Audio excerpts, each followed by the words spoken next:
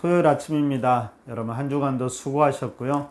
오늘도 말씀과 기도 가운데 우리를 향하신 하나님의 뜻도 깨닫고 그 깨달은 뜻에 순종함을 통하여서 우리의 삶과 인격이 하나님을 더 닮아가기를 바라고요. 우리를 통해서 하나님 나라가 더 확장되는 귀한 오늘 하루의 삶이 되기를 바랍니다. 우리 함께 찬양 한 곡 듣고 함께 민수기 말씀 계속해서 나누도록 하겠습니다.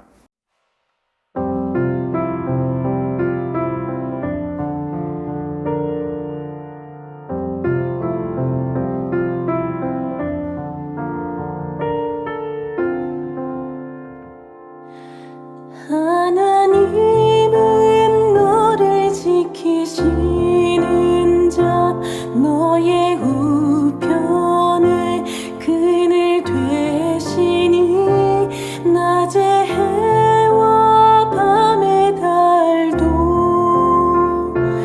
너를 해치 못하리. 하나님은 너를 지키시는 자 너의 환난을 면케하시니 그가 너를 도우시리라. 너의 출입을 지키시리라. 눈을 들어 선을 보아라. 너의 도움 어디서 오나. 천지 지으신 너를 만드신 여호와께로다.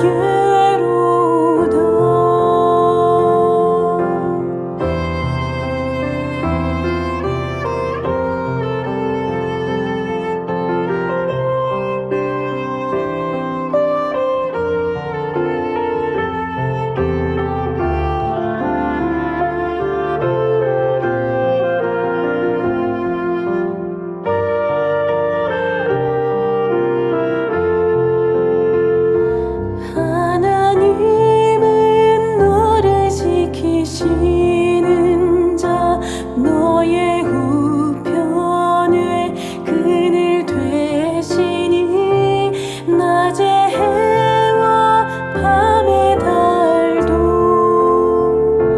너를 해치 못하리. 하나님은 너를 지키시는 자 너의 환난을 면케하시니 그가 너를 도우시리라.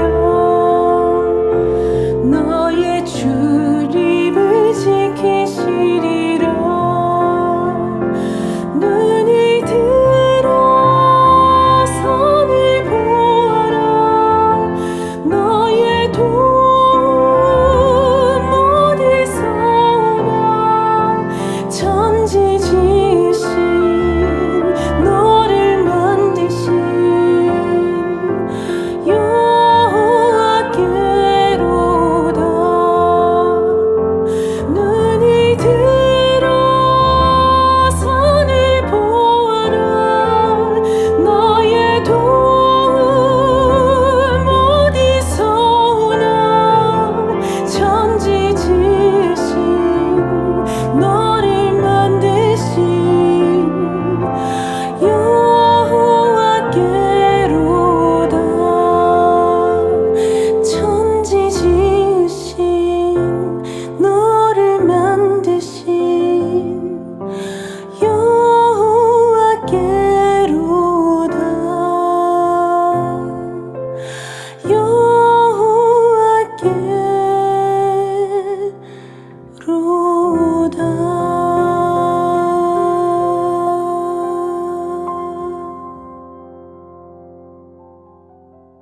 우리가 들은 찬양의 가사대로 우리가 계속 민수기를 묵상할 때 때로는 하나님께서 우리를 징계하시지만 그 안에 담긴 하나님의 사랑을 놓치지 않고 이 민수기를 계속 묵상할 수 있기를 바랍니다.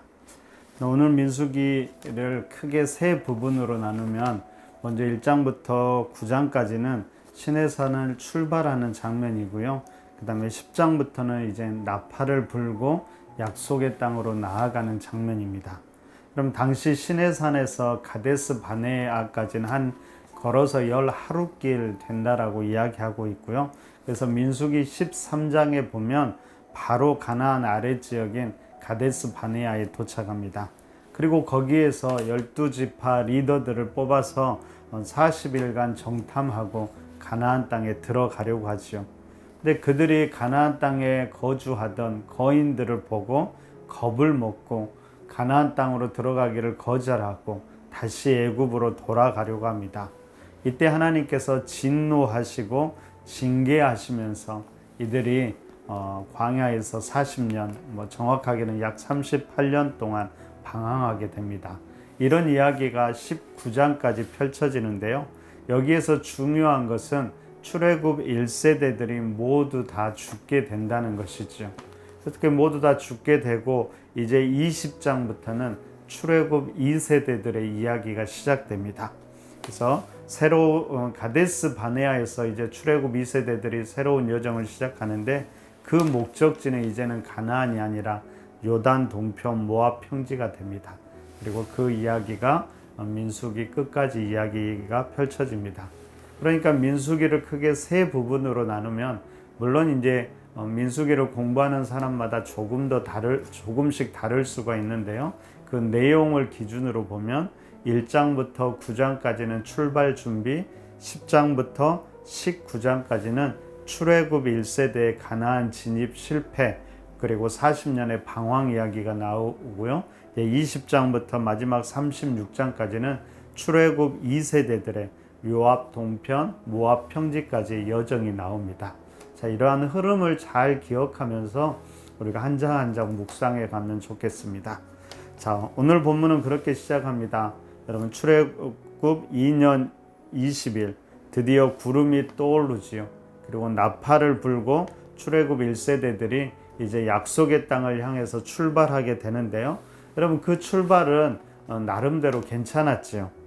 큰 틀에서 보면 구름 기둥과 불 기둥을 따라갔고 좀 더 세부적으로는 나팔 규정을 따르는데 그 중간에서 매개 주는 이들이 바로 모세와 레위 제사장들이었습니다. 여러분, 구름 기둥과 불 기둥이 하나님과 우리의 커뮤니케이션이라면 바로 이 나팔 소리는 사람과 사람 사이의 커뮤니케이션이었습니다. 자, 하나님의 말씀이 중재자, 리더자를 통해서 백성들에게 구체화되고 백성들은 그 음성에 순종하면서 따라갔지요. 그럼 이런 질서가 유지되기 위해서는 제사장들은 하나님의 뜻을 분명히 깨닫고 나팔을 분명히 하게 불어야 하고 백성들은 그 소리를 듣고 잘 이해하고 순종하고 따라가는 것들이 필요하지요. 그럼 다시 말하면 영적인 지도자들은 하나님의 말씀, 하나님께 민감하게 반응하면서 하나님의 음성을 듣고 하나님의 말씀을 잘 전해줘야 되고 성도들은 그 말씀에 들려오는 음성을 잘 듣고 순종할 때 그때 그 공동체가 하나님의 뜻도 이루어가고 든든히 서갈 수 있다는 것입니다. 여러분, 이런 것은 모든 믿음의 공동체에 적용될 수 있겠지요. 여러분, 우리 푸른나무 교회도 마찬가지입니다. 목회자들과 성도들의 관계가 이런 관계가 되어야 하는 것이죠. 그러면 정원도 마찬가지입니다. 마찬가지로 정원에서 리더자들은 하나님의 음성을 듣고 그 음성을 분명하게 전해주기에 힘써야 되고 우리 성도들은 그 음성을 잘 듣고 함께 순종하는 데 힘써야 할 것입니다. 여러분, 가정은 어떨까요? 부모들은 단지 육신적인 일뿐만 아니라 영적인 일에서도 하나님의 음성을 잘 듣고 자녀들에게 전해 주어야 되고 자녀들은 그 부모의 영적 권위에 순종할 수 있어야 될 것입니다. 우리가 속해 있는 믿지 않는 공동체도 마찬가지입니다. 그 안에서 우리는 하나님의 선하신 음성을 들려줄 수 있어야 하지요. 그리고 그 그곳에 있는 사람들과 하나님의 뜻을 어떻게 이루어 가야 할지를 고민할 수 있어야 될 것입니다. 이처럼 우리는 모든 면에서 때로는 하나님의 뜻을 전하는 자로, 때로는 그 안에서 순종하는 자로 함께 해야 하고, 그때그때 그 역할을 잘 감당해야 할 것입니다. 그때 그 공동체는 든든하게 서고 하나님 보시기에 아름다운 공동체, 하나님의 뜻을 아름답게 이루어가는 공동체가 될 것입니다. 자, 오늘 이 민수기 10장을 묵상하면서 우리가 지금 그 역할을 잘 감당하고 있는지 기도하면서 우리 자신을 돌아보는 귀한 시간이 되었으면 좋겠습니다. 여러분, 신약 성경을 보면 이런 아름다운 공동체가 있었습니다. 아마도 대표적인 교회를 찾으라고 한다면 데살로니가 교회를 찾아볼 수 있을 것입니다. 여러분, 데살로니가 2장에 보면 이러한 아름다운 관계를 잘 설명해 주고 있는데요. 리더자였던 사도 바울이 먼저 이렇게 고백합니다. 데살로니가 전서 2장 3절에서 이렇게 기록되어 있습니다. 오직 하나님께 옳게 여기심을 입어 복음을 위탁받았으니 우리가 이와 같이 말함은 사람을 기쁘게 하려 함이 아니요 오직 우리 마음을 감찰하시는 하나님을 기쁘시게 하려 함이라. 사도 바울이 얼마나 하나님께 집중하는 리더자였는지를 잘 보여주고 있지요. 그리고 7절에서 또 이렇게 이야기합니다. 우리는 그리스도의 사도로서 마땅히 권위를 주장할 수 있으나 도리어 너희 가운데서 유순한 자가 되어 유모가 자기 자녀를 기름과 같이 하였으니 11절 제가 한 번 더 읽어드립니다. 너희도 아는 바와 같이 우리가 너희 각 사람에게 아버지가 자기 자녀에게 하듯 권면하고 위로하고 경계하노니. 사도 바울이 하나님의 말씀을 전할 때 그들을 어떻게 대했는지, 데살로니가 교회에 어떤 마음으로 전했는지를 잘 기록하고 있습니다. 바로 유모처럼 아버지의 마음으로 전했다라는 것이죠. 그때 데살로니가 교인들은 리더였던 사도 바울을 어떻게 대했을까요? 13절에서 이렇게 이야기합니다. 이러므로 우리가 하나님께 끊임없이 감사함은 너희가 우리에게 들은 바 하나님의 말씀을 받을 때 사람의 말로 받지 아니하고 하나님의 말씀으로 받음이니 진실로 그러하더라. 이 말씀이 또한 너희 믿는 자 가운데서 역사하느니라. 여러분, 사도 바울이 말을 전해줄 때 그 말을 하나님의 말씀으로 듣고 순종했다라는 것입니다. 바로 이런 관계 속에서 하나님의 뜻을 이루어가는 데살로니가 교회는 당시 유대에 있는 많은 교회의 본이 되었습니다. 우리 푸른나무 교회에서, 그리고 여러분이 속한 바로 그 공동체에서 이런 아름다운 믿음의 관계가 이루어지기를 소망해 봅니다. 그래서 많은 교회들에게 본이 되는 교회가, 그리고 많은 성도들이 정말 함께하기 원하는 교회가 바로 우리 푸른나무 교회가 되기를 간절히 바랍니다. 여러분, 11절에 보면 이제 드디어 시내산을 떠납니다. 먼저 구름이 떠오르고 이스라엘 자손이 그 구름을 따라가지요. 여러분, 이스라엘이 행진할 때 인상적인 것은 무엇이었을까요? 아마도 그 행진이 질서와 조화를 이루면서도 함께하는 모습이 참 인상적입니다. 그러면 그 조화와 함께함의 출발은 하나님의 이끄심이었지요. 하나님의 이끄심을 따라 유다 지파를 선두로 진영에 맞추어서 하나님의 명령대로 질서와 조화 있게 행진하는 것입니다. 뿐만 아니라 거기에는 각자의 역할을 잘 감당한 유능한 안내자도 있었죠. 모세도 있었고 대제사장과 제사장들도 있었고 레위 지파들도 있었고 또 각 지파의 리더들도 있었습니다. 뿐만 아니라 오랫동안 광야에서 살아왔던, 그래서 그 지형을 너무나 잘 알고 있던 모세의 장인 호밥, 이드로라고도 하는데요. 호밥도 함께 하게 됩니다. 여러분, 이 모든 것이 참 인상적이지만 그 중에서도 가장 인상적인 것은 아마도 오늘 33절과 34절의 구절이 아닌가 생각해 봅니다. 제가 읽어드리겠습니다. 그들이 여호와의 산에서 떠나 3일 길을 갈 때에 여호와의 언약궤가 그 3일 길에 앞서가며 그들의 쉴 곳을 찾았고 그들이 진영을 떠날 때 낮에는 여호와의 구름이 그 위에 덮였었더라. 여러분, 하나님께서 3일 길을 앞서가면서 인도하는 것도 참 감사인데 오늘 구절은 뭐라고 이야기합니까? 하나님께서 앞서가셔서 다른 걸 하는 것이 아니라 이스라엘 백성들이 쉴 곳을 찾으신다라고 이야기하고 있습니다. 그럼 그 하나님을 한번 생각해 보십시오. 얼마나 감사가 되는지 모릅니다.